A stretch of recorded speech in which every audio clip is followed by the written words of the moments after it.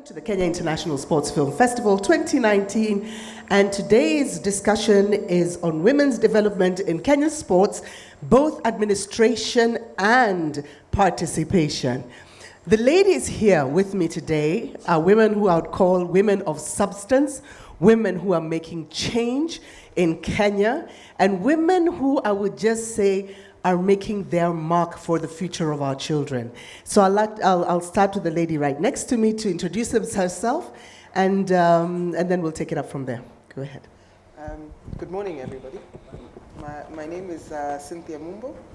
I am the founder and CEO of an organization called Sports Connect Africa. I'm very happy to be here. Thank you very much. Good morning, everyone. My name is SYLVIA Kamau, Ochola.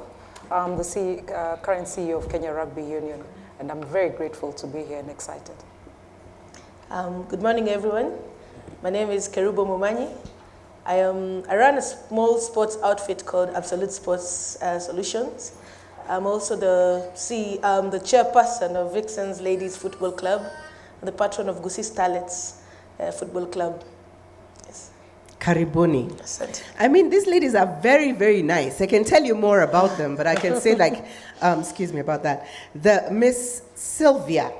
Sylvia is not just any other lady running rugby. Please tell us more about you. I mean, please, this floor is yours. Tell us how much you are inspiring people, and I want people to hear exactly the kind of training that you have had for you to get to where you are today.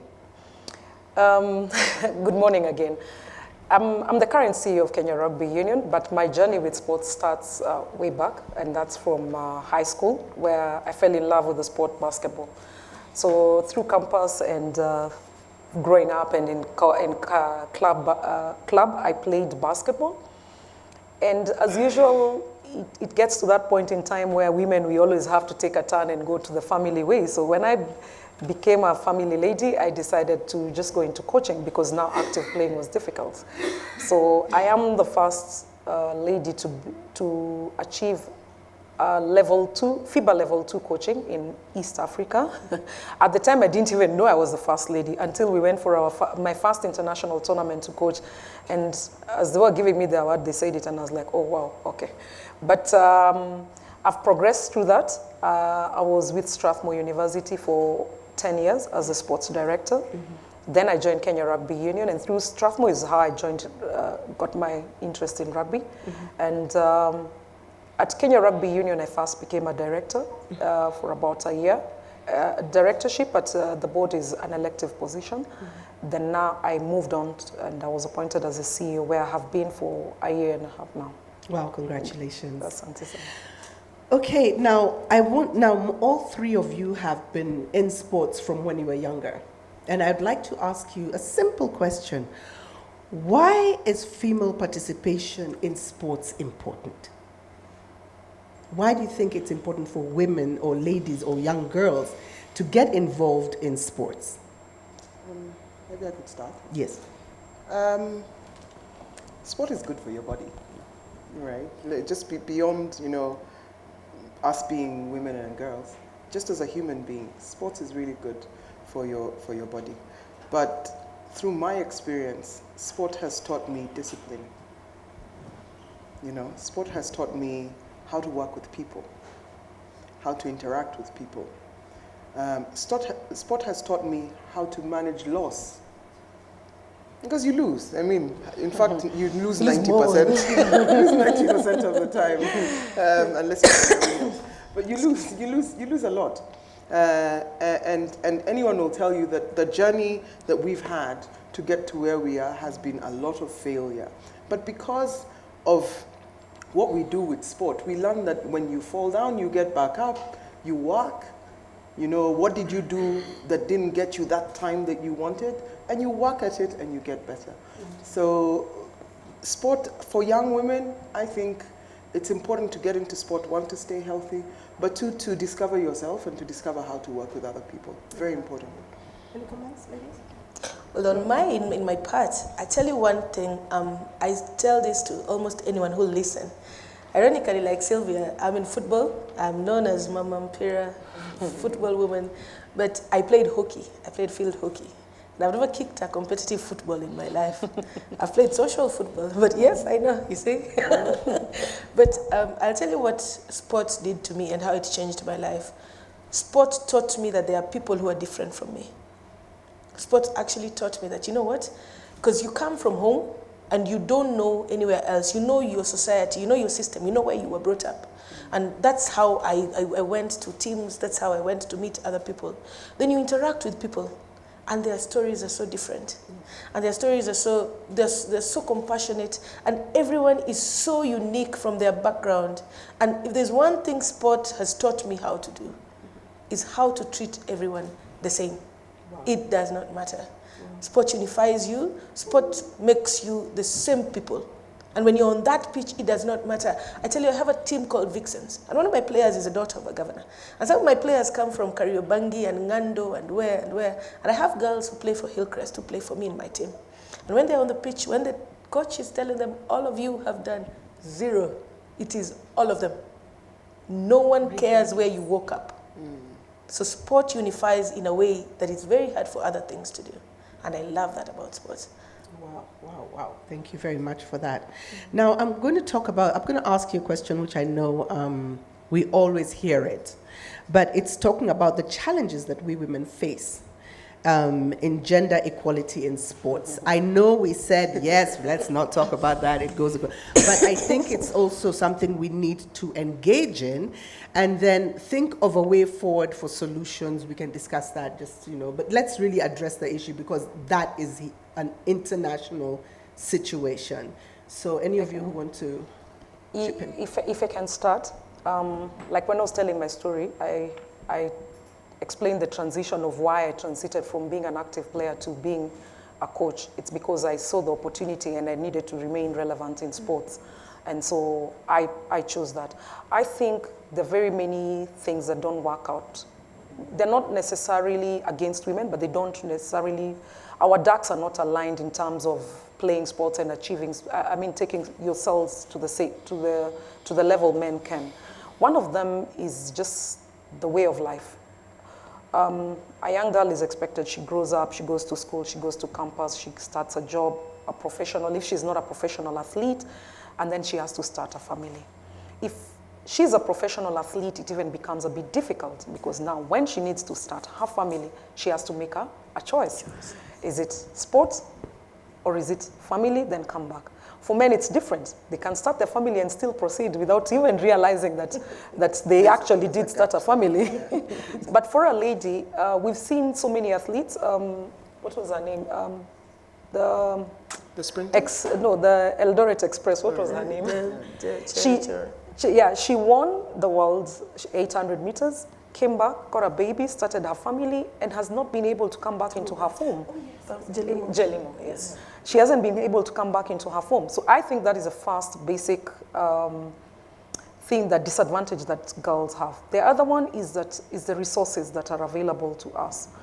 The resources available to ladies are usually not as on the same platform as men.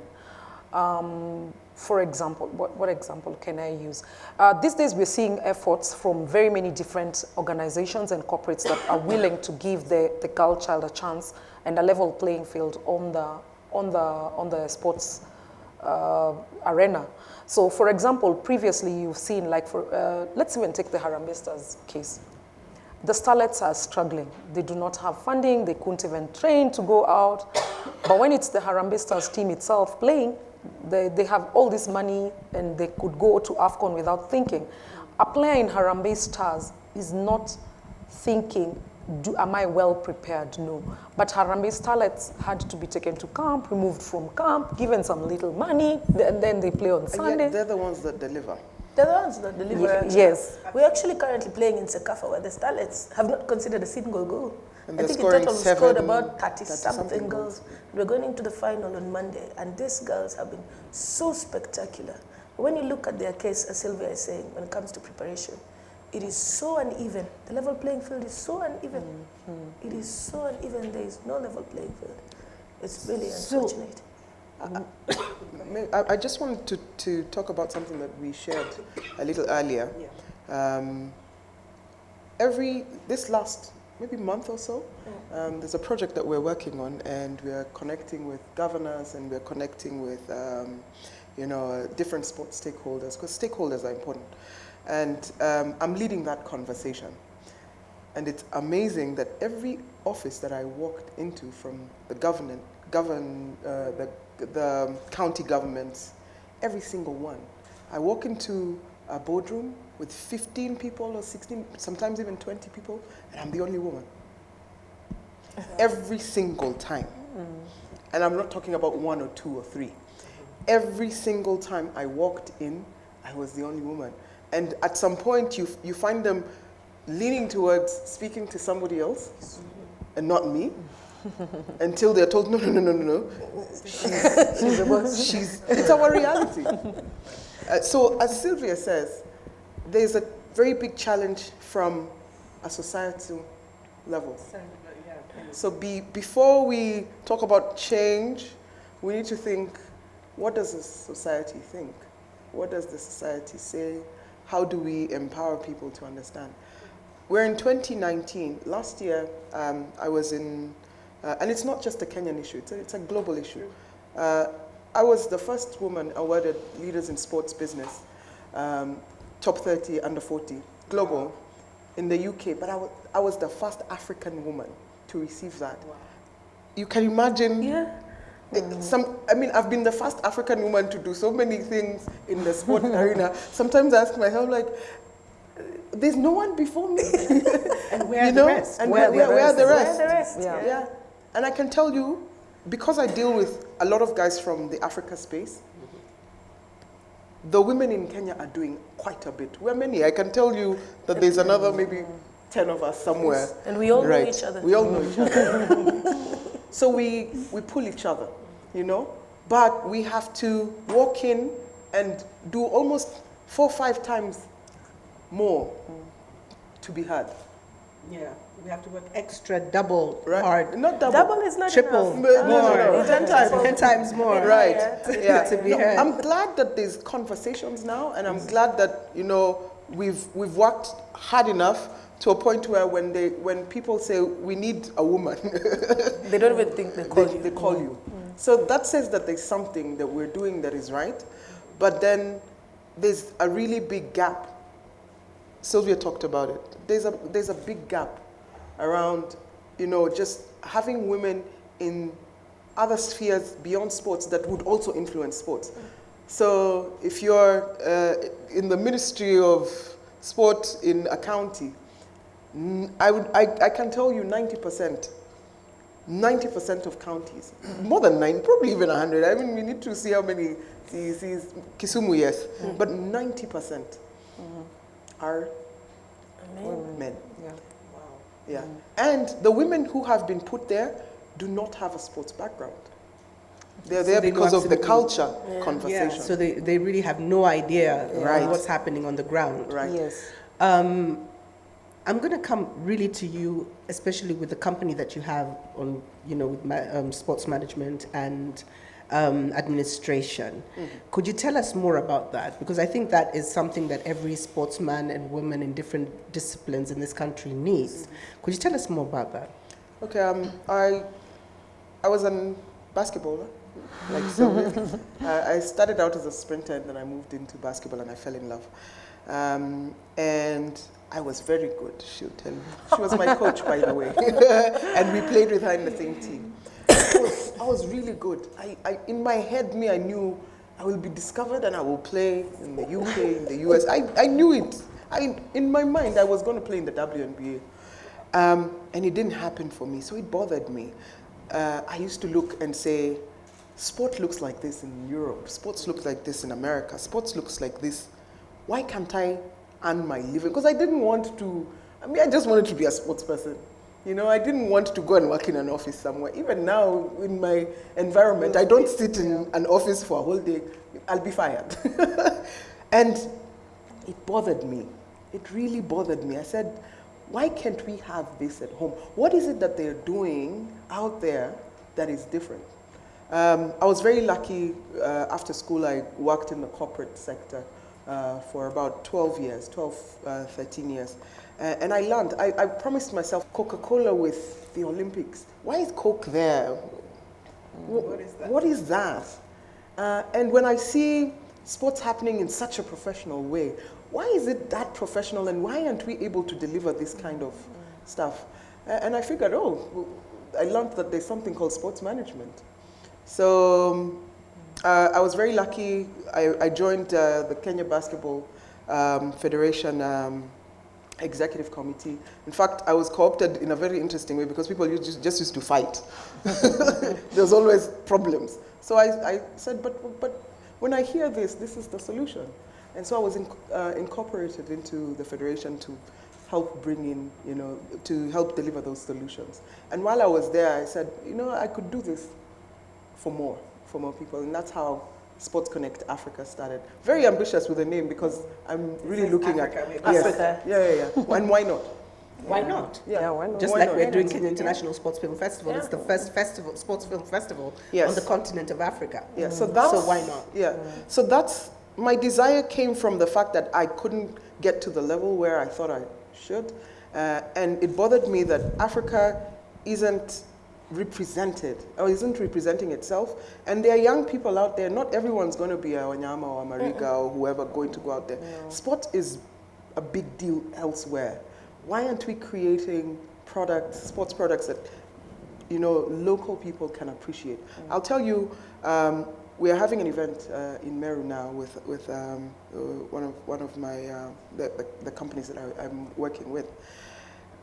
We were so amazed when the previous one we were in Machakos. How many of you have seen Machakos Stadium with 7,000 people? Yeah. We had 7,000 people. And everyone's like, but it's just sport. I said, yes, it's a grassroots program. It's because we do not understand the product. Whenever you're having sports events, you shine on the entertainers. You don't make it about the sport. Yeah. And so that's where Sports Connect Africa came from. The fact that I'm very passionate about this continent and us and creating our own solutions. I mean, it pains me so much that young people, whether they're girls or they're boys or whatever, everyone wants to go. Mimi nataka kwenda Maju. Every time I'm called in for talks, Where is Maju? Yeah, where is it? Natafuta life ingine huko Maju. Hii sporti inaweza kuwa kama Riga. And I've had tons and tons of talks with young guys. I get into teams and stuff. And I ask them that question, what do you want? I mean, nataka kwenda Maju. It pains me. Africa is beautiful. Yeah. We have to create a platform for these young people to buy their shoes, to pay for their cars, to live life, to be stars at home. Yeah. Now you're saying that. Yes. I want to take another turn. I'll ask my team to just play a clip for me.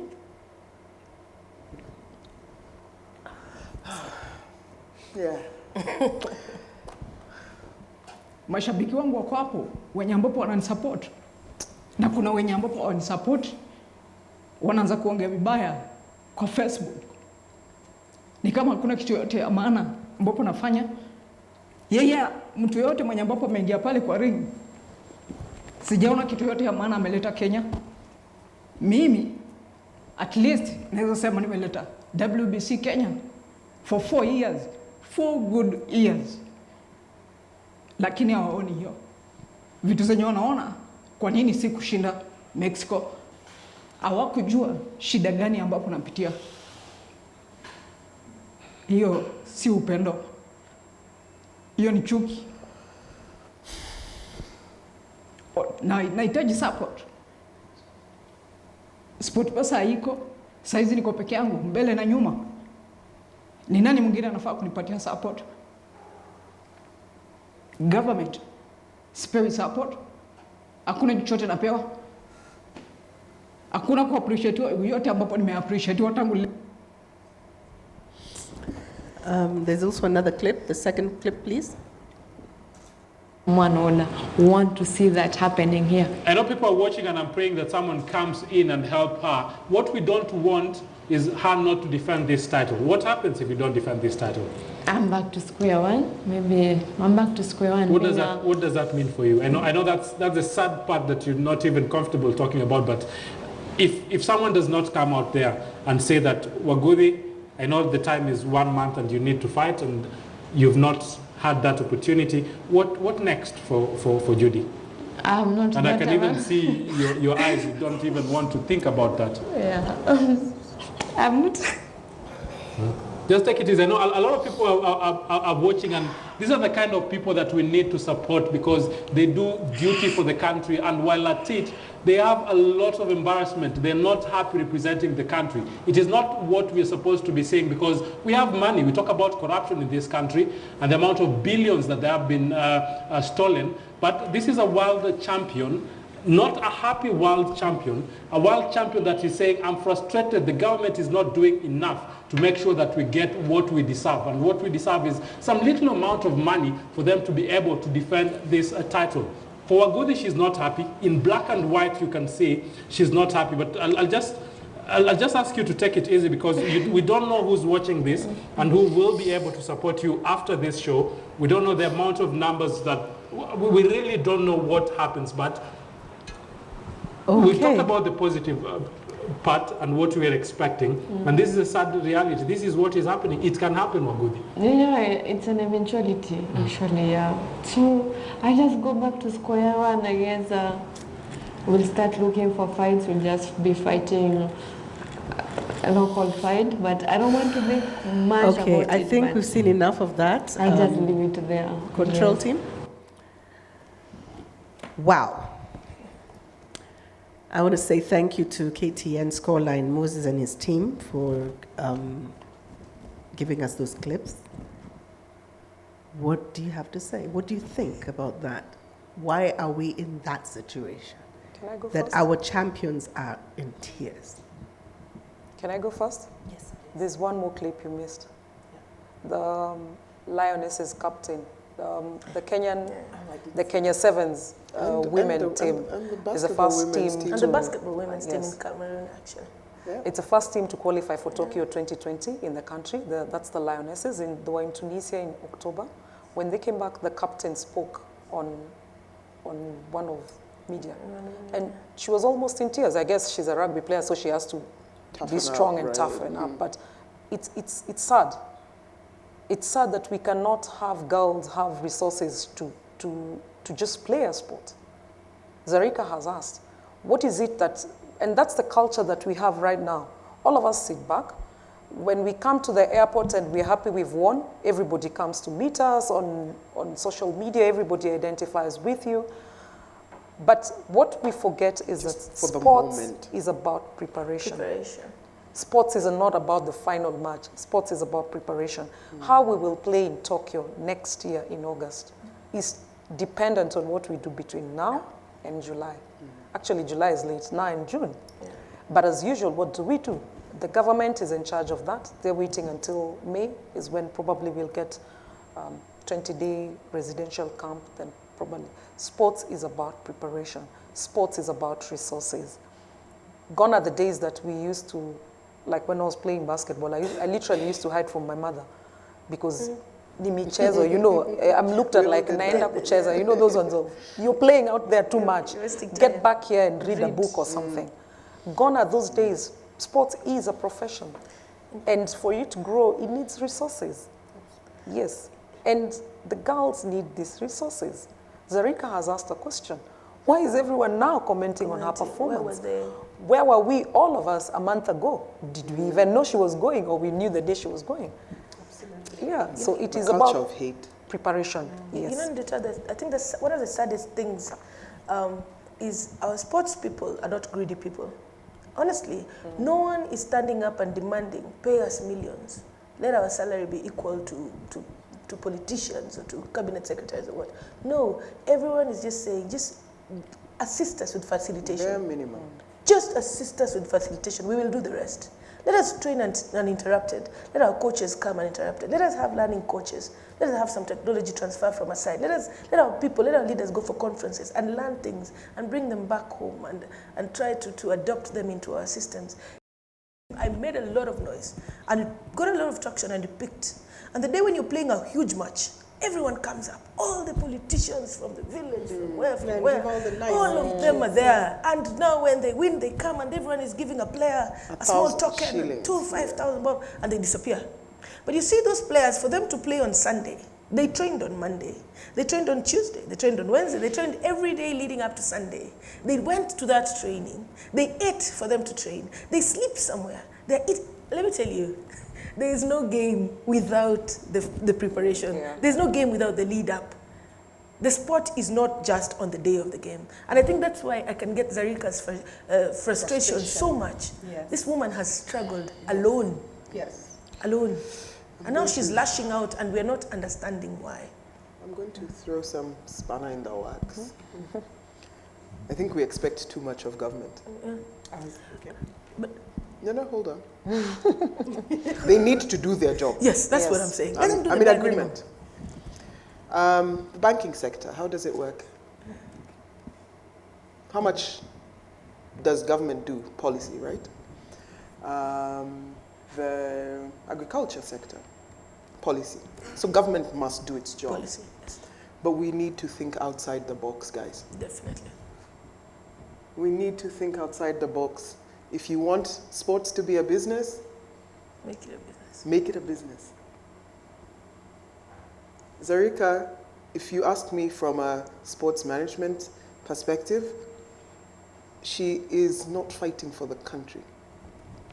She is a professional boxer. So what we need to do is find a partner, same way now that Sport Pesa left, because government will not do it. No, they won't do it. So we live in an environment where government is not doing it. We need to look outside the box. So do we stop playing? We can't. No. So then we have to find Other problems? other ways. We have the problem also is sport is so it's such an oxymoron because we do so well, but the news is so negative. It's so negative. Any brand you walk to will say, yeah, you're good, but I can't attach my brand to your negative news because my consumers don't want that.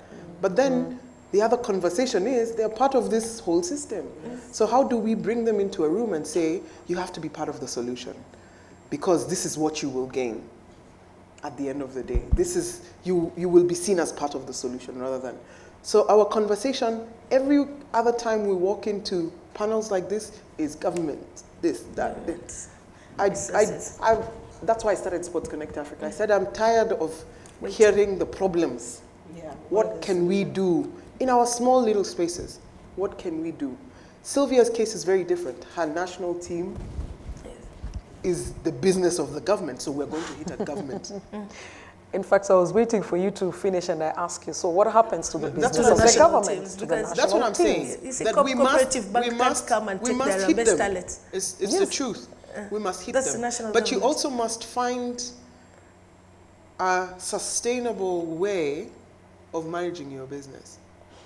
You must find it. There's no two ways about it. Yes. It's painful. It's hard. It's not going to happen in a day or two. But we need to sit in a room somewhere and draw something and say, okay, this is our product. Yes. How do we, like what you've done with Sevens this year was fabulous. How do we create more of those experiences so that you have a pool that even if the government is giving you anything, it's supplementing? Because we know that government, where we are today in the environment, guys, it's a very hard conversation, but they will do nothing. Just to add on what she's saying, she's very right. Government can't be the only partner. Yes. There are various partners on the table, but every partner must play their role. So there's the government itself, it must play their role. There's the private sector, the corporates, they have a role to play. They're the athletes, they have a role to play. And when we come to this side of the athletes, maybe we need to look at the whole fraternity as a whole, as she spoke. There's the federation, the athletes, the coaches. So in our corner, where if the federations, we need also to do our homework. And like she says, things like good governance, transparency, accountability. All those things need to come Sports into place. diplomacy. Yeah. So when we sit on a table, it becomes a complete circle. So everybody gains from every other person and everybody grows from other person. Government, I think, has been reluctant to come to the table, and especially when it comes to the national squads, because national squads now are the property of the government. While some of the teams can work without the government, we saw that with the Kenya Sevens for a while, with just the corporate partners. Some might not be able to. Some have not gotten to that level yet where they can manage on their own. Government has done a few good things. For example, the tax rebate. It's given the opportunity to corporates that if you bring in money into sports, we will give you this rebate.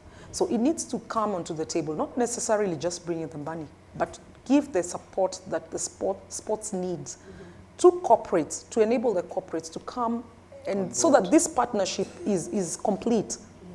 So the tax rebates, can we have more corporates being given the tax rebate? Like, for example, can we take advantage of that? Infrastructure, let's start from there. If I'm a corporate and I know like the Harambee Starlets have a grounds to train at, and all I need to do is to come and supplement on one thing or the other just to make their environment conducive, I will come. But as a corporate, you're asking me to come support a team that doesn't even have a field to train. So everybody has a role, and we all complete the circle. And I think government is the biggest.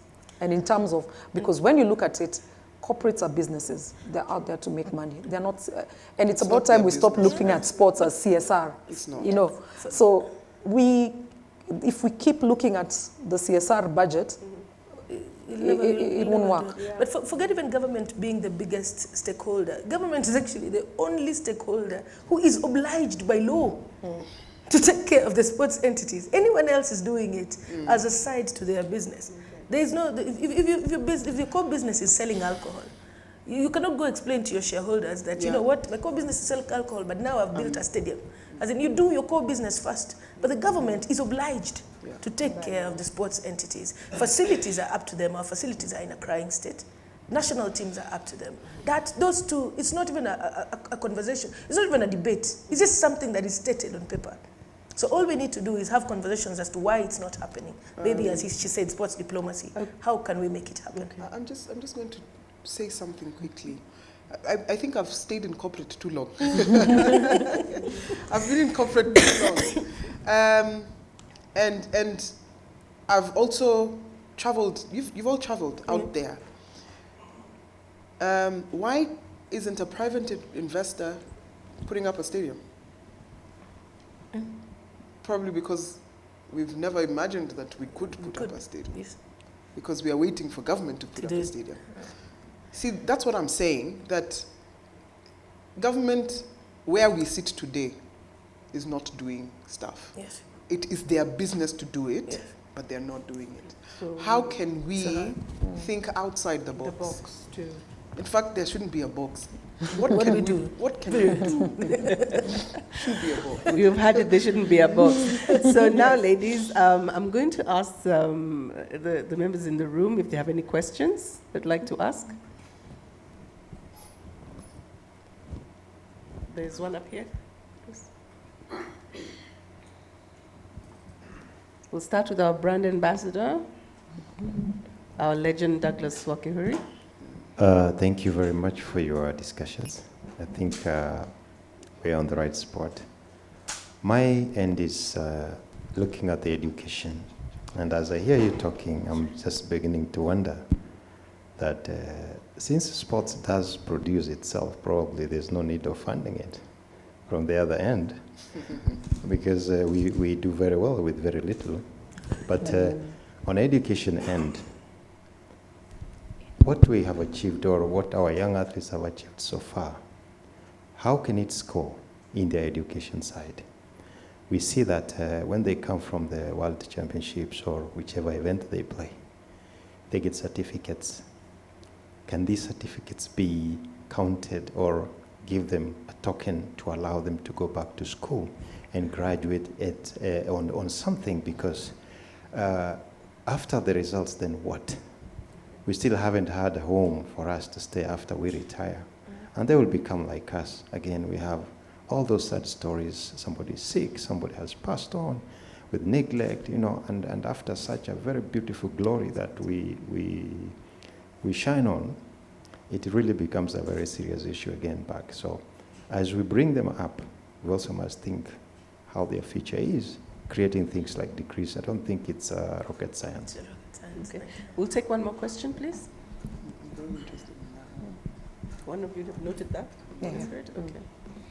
Thank you. This is Mr. Sami Louis. Good morning, ladies. Good morning. I am Sami Louis, recently recognized as a Shujaa. I would like to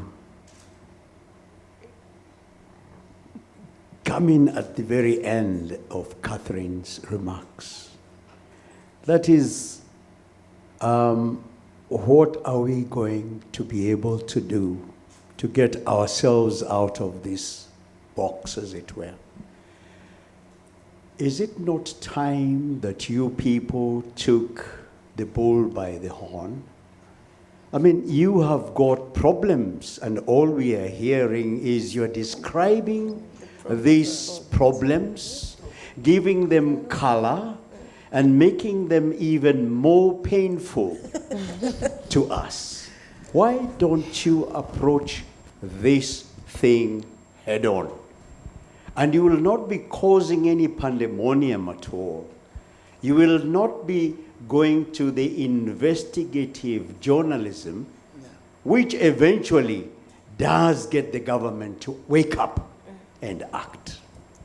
Yours is to be able to describe and say exactly what is there, what is pertaining, and what is not being done. We had a census carried out the other day here in August. And up to today, the census takers, the people who are involved, have not been paid. We even know how many we are now in this country, the purpose for whom they were being recruited. That is all water under the bridge. Surely, who is going to talk for such people? I personally have taken an initiative just the other day.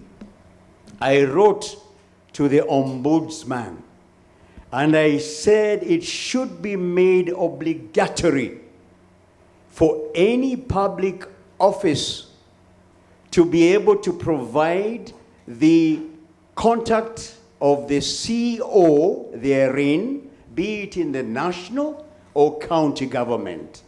And also, they should be made to give us their email, their telephone number, and talk about, have you got a story that you want to tell us?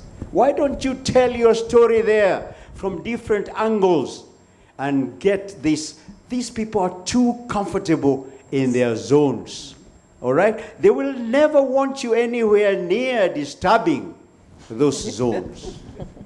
Well, there you have it, ladies. So I'll ask you to probably tackle the first question very quickly. I'll talk to Douglas. Capacity and capability are one of the biggest challenges that we have in sports in Africa and in Kenya particularly. So if you went down to Meru or Machakos and sat down with a coach or with a team manager, it's fascinating. The team manager tells me, nimekujia kit, I've come for this kit, lakini unipe fare nikujie kit. And I'm giving you kit, I'm giving you... Fair? I'm giving, yeah. We'd like to blame the government, but we are the system. Yeah. We are the system. We are it. So the guy tells me, utanirudishia fare ya kukuja kuchukua kit. And they're playing for 1 million shillings, or 1,000 shillings, or 200,000 shillings, or whatever. And I'm looking at him thinking, is it lack of capability, capacity? Is it, what is it? So what I do in that instance is I put them together and I talk to them and I say, guys, You see, this is why we're not moving with sport, is because you're not thinking about any solution. Somebody has created a solution for you. I challenge their thinking. Challenge, guys. You just challenge them. And in that situation, I'm very much in agreement that we need to create something for our athletes. But beyond giving them that paper that is a degree, how are you empowering their mind so that they can do something else for themselves? Yeah. You you are a runner, you are amazing, you have carried this national flag, but you have done something more for your life. You learned a little bit of management, you've put in eventing and stuff like that. You've learned all of that, and that's because you've empowered yourself, capacity and capability, and you've pushed that. So I think that's a conversation that we need to have around how do we empower them. You're not going to be a rugby player all your life. You're not going to, and there's so much out there that can be done that's connected to sports. So we're in sports today, but I studied marketing, but I did play. But because I have both, I'm able to bring in my capability, my expertise in marketing into the arena of sport. And so those are the things that and I'm so glad that you've said that. Those are some of the things that we need to think about. Challenging the status quo does not mean fighting. Fighting, yes. It means how do we empower our people? How do we empower ourselves so that we create small solutions that will eventually turn up into something bigger? If I can add something else on the education part of it, I don't think sports should replace education. Education is a core of sports. If you read many books and researches and do research on coaching, it's easier to coach a player who is educated. Yes. They understand the laws better. If we take rugby, for example, there's a rule book. If you have to understand the rule book, which is this big, then you need to have a level of education. So education should not be replaced by anything. Like we say, sports is it has a lifeline. It comes to an end. So we need to have our education so that when we finish this, or as we are even going this way, you develop other skills that can assist. As sportsmen, if we embrace going to school and if we embrace education and career and profession outside sports, because we are not on that level, most of the sports in Kenya is amateur. Since we are not on that level where we can solely do sports and we embrace other professions, then it means that we as athletes or former sports managers can be able to take the sport where it needs to go. It makes the conversations, like she's saying, much easier with a corporate that understands. First and foremost, we as sportsmen bring ourselves to that level. Yeah. She talked about a corporate that's selling alcohol. I need to come to the table and sit with that corporate and tell them, this is what this sport will give you. Not that if I run hard enough, we'll sell 5 bottles, and your name is here, we'll sell 5 bottles. We've gone beyond that. Yeah. So we need to, first and foremost, as athletes and sportsmen and on all levels, elevate ourselves to that level where when we sit with these people, we are able to communicate what we want, how we impact on their product, how it impacts on the, all those things. But like he's saying, we can't just sit and complain, like say, okay, give us money for what purposes, So I think education is key, is very key, and especially in our country. Education is very key. We have youth who play at the highest level, Youth Olympics, all those, in rugby we call them age grade. They should be allowed to go do their sport, go compete. Once it's done, once you're finished with the competition, come back to class. Yeah. It should not be an exchange. I should not be able, as an athlete, I shouldn't go to the Commonwealth, get 1 million shillings, and now come home and my mother thinks, no, this is what she's going to do forever. No. She needs to take me, get this money, invest it, do something, but pay for my school. And school can't be replaced by sports. Okay, ladies, thank you. I know we can go on forever, and I'm seeing Chris sitting there, but I'd like each one of you just 1 minute, a parting shot, just 1 minute each, and I'll start with you, Kerubo. Generally, personally, I came here to talk about facilities, and I know we've not been able to get into that, but it's one thing I wish we could have a conversation about. facilities. And this might end up being a bit longer than maybe your parting shot you wanted it to be. My approach to facilities is a bit different because it's an interest I took.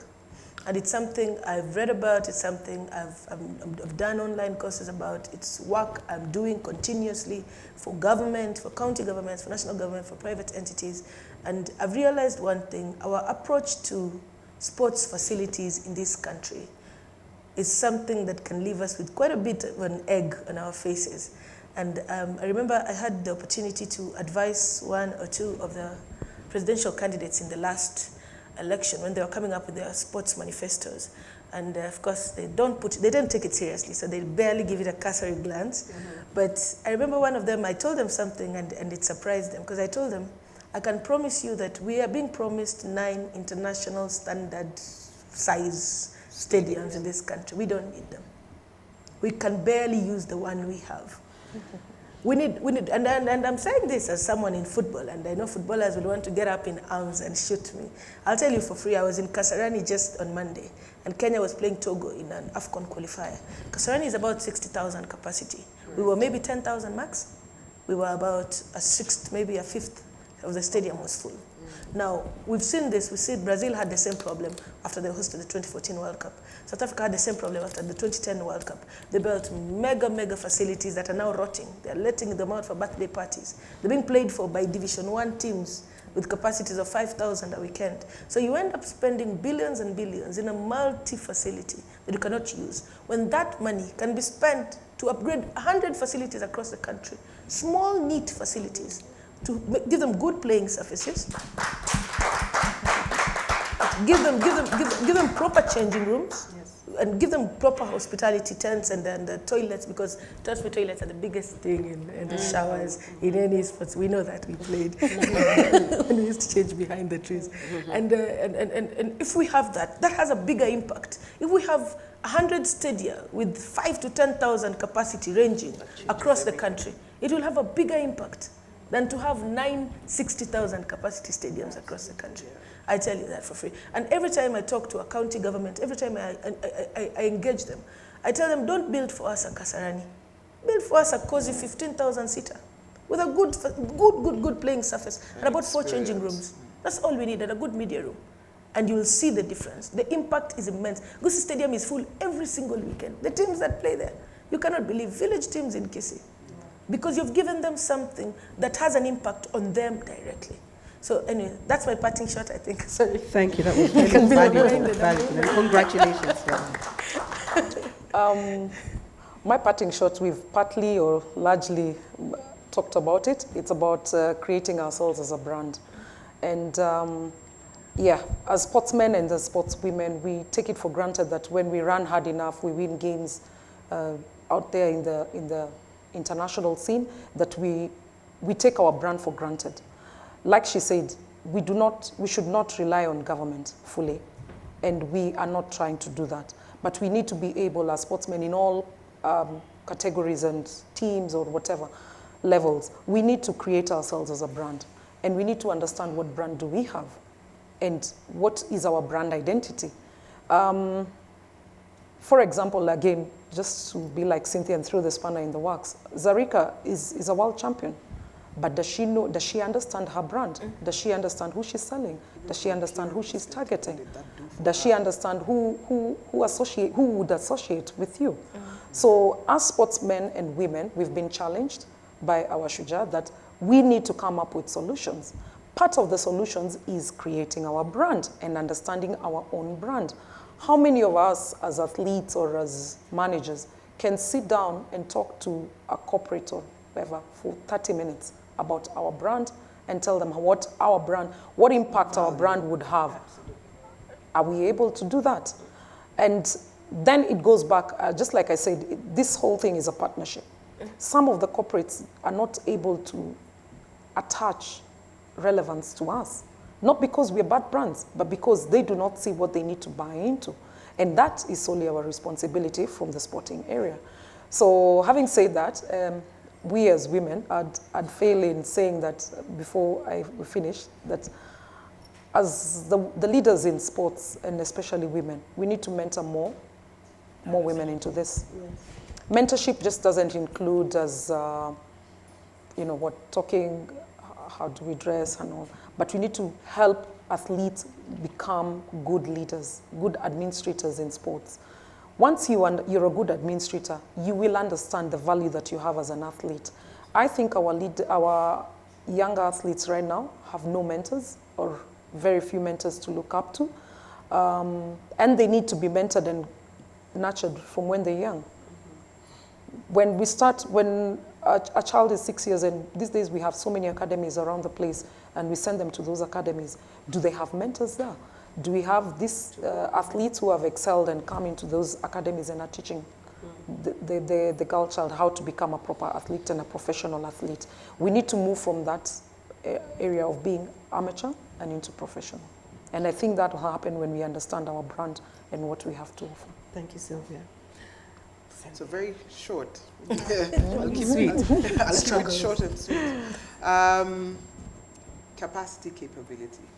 We don't have enough of us. And so you can't challenge the status quo if you don't even know that you have a challenge, or if you don't know what you're challenging. So for me, the parting shot is we would like to build those stadiums, but she's just said something that's amazing. She empowered someone and talked to them and said, "Why do you need this?" And they were shocked. What you did was, because of your capacity and your capability, you were able to open up someone's mind. We need, and this is something that I'm very happy to do as Sports Connect Africa. We've been doing this now for 2 years. We have sessions like this where people come and experts come and speak. But we also have master classes where we bring in experts, both local and from international. So just recently we had Name as Lawyer. I can say that loudly. A Name as Lawyer is my friend, for a sports law master class. And we expected to have 30, 40 guys. We had 92. And they were all young guys in attendance, and they were all asking questions, and they were all like, "Also, I can take sports law as..." So we need to open up our minds to know that sports is not just the athletic element, that there is management, there is marketing, there is finance, there is all those, there's a whole entire, and for me, that's my parting shot, that we must build capacity and capability around sport and not just in sport itself. Wow, ladies, thank you very, very much. I think we would have gone on for hours and hours and not finished, but yes, 2020, we can pick it up from there. Yeah. But ladies, thank you very much for coming and just being here and just, taking out, especially on a Sunday. Thank you just, I know it's family day, but thank you for being with us. So thank you everybody else, and this has been an amazing session, and this is a Florence NDUTA, and I've been your moderator for this session. Thank you.